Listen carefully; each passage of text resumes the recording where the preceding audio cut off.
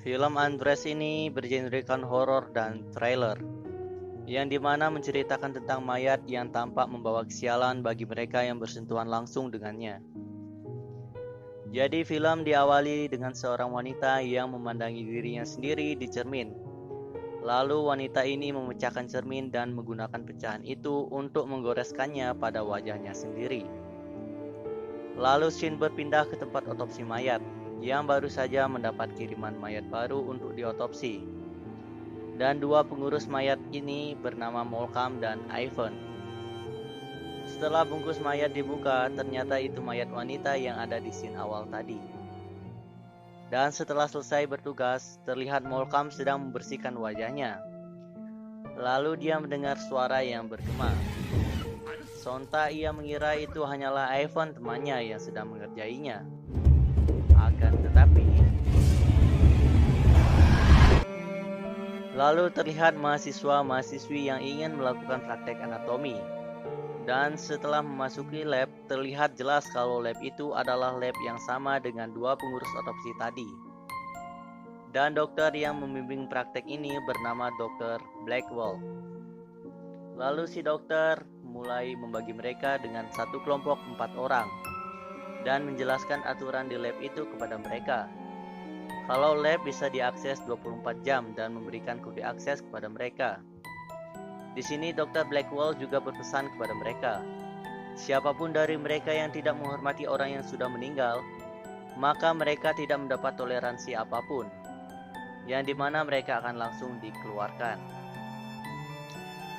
Dan terlihat ada satu kelompok yang mulai mengenalkan diri mereka masing-masing. Di sini ada Allison, yang dimana ia satu-satunya wanita yang berada di kelompok. Carlos, ada Brian dan Rick. Di mana setelah mereka membuka penutup kain dari mayat yang akan jadi bahan praktek mereka, terlihat mayat wanita yang ada di scene awal tadi juga. Di sini sudah jelas kalau mereka berempat akan terkena teror selanjutnya. Dan ketika mulai praktek, tiba-tiba Allison merasa sesuatu dan muntah, lalu seketika pingsan. Singkat cerita, si Allison sedang tertidur di penginapannya. Lalu dia tersadar dan dia mulai menuju ke lab lagi. Ternyata di sana sudah ada temannya yang lain. Dan di sini mereka mulai melakukan otopsi pada mayat yang mereka juluki Norma. Dan ketika mereka di ruang berkas mayat, di sana Allison mendapat kain yang bertulisan Help.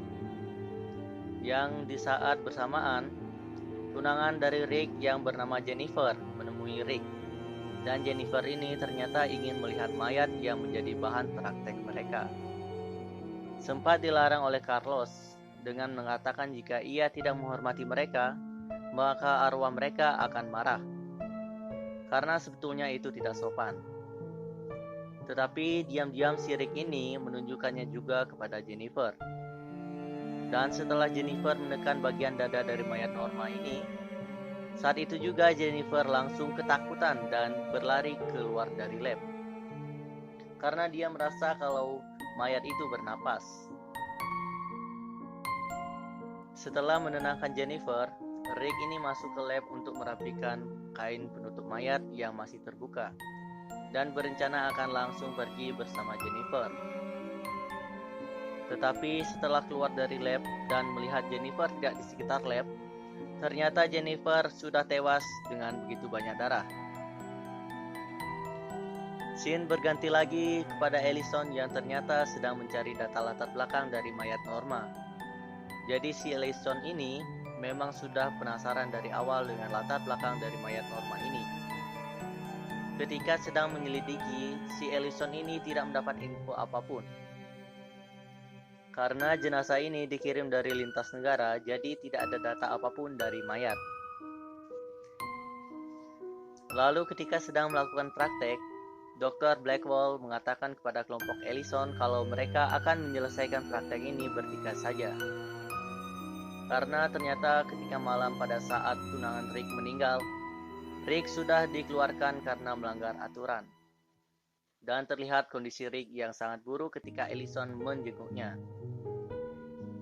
Lalu si Ellison ini menemui wanita tua dan membicarakan soal arwah. Karena menurutnya ada yang tidak beres dengan mayat yang jadi bahan prakteknya.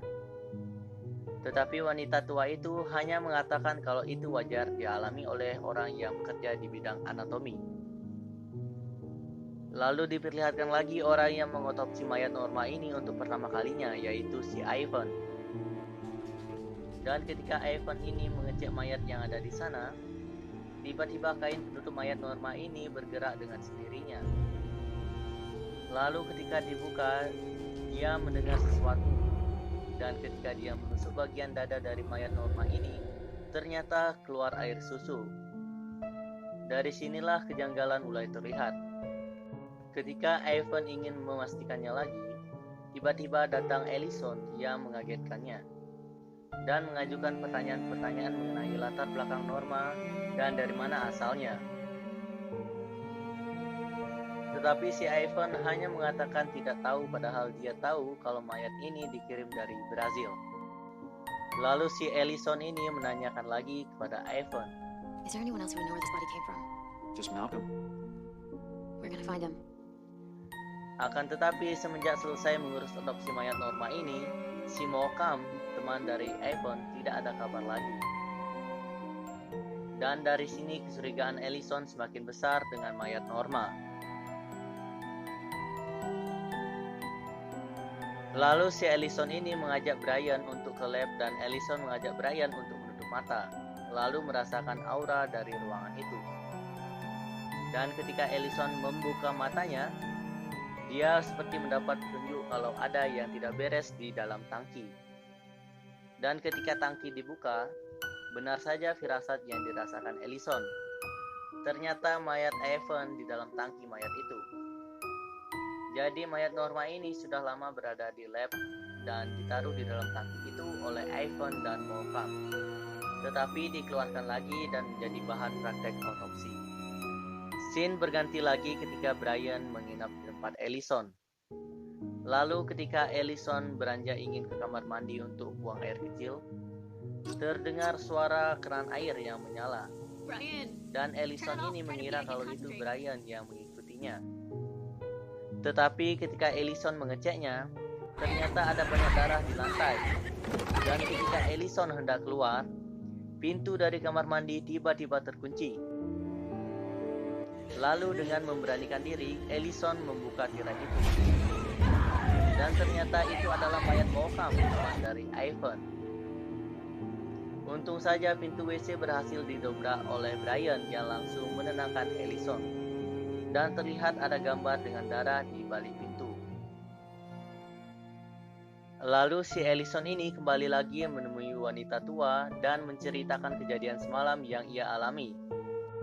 Dan si Ellison ini mempercayai kalau arwah Norma ini ada melalui perantara yang selalu berusaha menyampaikan pesan kepadanya.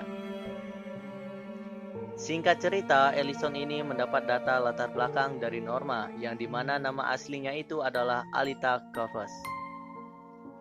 Tetapi dia tidak dapat membaca data tersebut karena berbahasa Portugis. Dan Ellison ini meminta Carlos untuk mengartikannya. Sempat menolak, namun mau gimana lagi? Si Carlos sudah terlibat bersama mereka dari awal. Dan ketika mereka akan ke lab untuk otopsi mayat, ternyata mayat dari kelompok Ellison ini sudah diganti oleh Dr. Blackwell, yang dimana mayat Norma sudah tidak berada di lab itu lagi. Dan ketika data dari Norma ini sudah dibaca oleh Carlos, diperlihatkan kalau Norma itu dulunya adalah wanita normal dan menjadi gila karena sesuatu. Dan pada saat itu, rupanya dia sedang mengandung 6 bulan. Dia juga suka melukai dirinya sendiri karena dia tidak ingin melukai orang lain. Lalu ketika Brian menginap di tempat Ellison lagi, di sisi lain Carlos sedang mencari sesuatu di perpustakaan, yang dimana ternyata itu sebuah buku. Dan ketika ia membalik lembar buku, di sana sudah tertulis "You are next". Dan benar saja, pertanda kembali muncul di depan pintu penginapan Ellison. Dan ketika dibuka, terdapat gambar yang sama dengan buku yang dibaca Carlos. Langsung saja Ellison mencari Carlos. Dan benar saja Carlos sudah tewas di tempat. Dan si Ellison ini mengambil buku yang sebelumnya dibaca oleh Carlos. Baru terungkap kalau Norma yang bernama asli Alita Kopas ini pernah memimpin ekspedisi arkeologi di Aztec, di mana Alita Kopas menemukan 50.000 mayat yang ditawarkan kepada dewa kesuburan dan prostitusi suku Aztec. Dan setelah dari tempat itulah, si Alita Kopas ini mulai menunjukkan gejala tidak keseimbangan mental. Karena dia tidak sengaja mengganggu 50.000 arwah dan akhirnya dia sendiri yang menerima dampaknya. Dan tidak berselang waktu lama, temannya Rick yang sebelumnya juga menjadi aneh tiba-tiba membunuh dirinya sendiri. Dan sebelumnya sudah menitipkan surat kepada penjaga di sana untuk diberikan kepada Ellison. Ketika kertas itu dibuka, terdapat tulisan darah yang sama seperti Carlos, yang bertulisan "You are next". Seketika Ellison menjadi panik dan ingin segera meninggalkan tempat itu. Tetapi dia merasa aneh karena sebelumnya mayat dari Norma sudah tidak berada di tempat itu. Karena merasa janggal, akhirnya dia menuju ruang lab dan langsung ingin membuka tangki mayat. Ketika sudah terbuka, alangkah kagetnya terdapat mayat petugas kepolisian yang sebelumnya hendak menyelidiki kasus ini. Dan di dalam tabung itu juga masih terdapat mayat dari Norma yang ternyata disembunyikan oleh Dr. Blackwell. Ketika sudah berhasil mengeluarkan mayat Norma dari tangki, tiba-tiba punggung Brian tersayat-sayat dari belakang. Dan Ellison langsung meminta bantuan yang kebetulan ada Dr. Blackwell yang datang dan membantu. Ketika Ellison sudah mencari bantuan, di sana hanya terlihat Brian dan tidak ada Dr. Blackwell. Dan ternyata Dr. Blackwell ditemukan dengan mayat Norma yang sudah terpotong-potong. Dan terlihat satu kaki dari Dr. Blackwell juga terpotong. Akhirnya Ellison memungut semua potongan tubuh Norma dan membawanya ke tempat pembakaran mayat. Dan akhirnya abu dari Norma ini dibawa kembali ke Brazil untuk ditenangkan rohnya. Tetapi Brian memiliki anggapan dikarenakan mayatnya dibakar, tidak dikubur.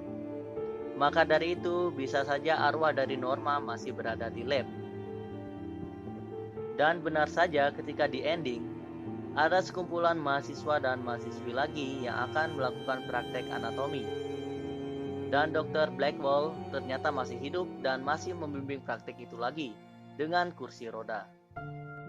Dan ketika semua sudah masuk, pintu lab tertutup dengan sendirinya.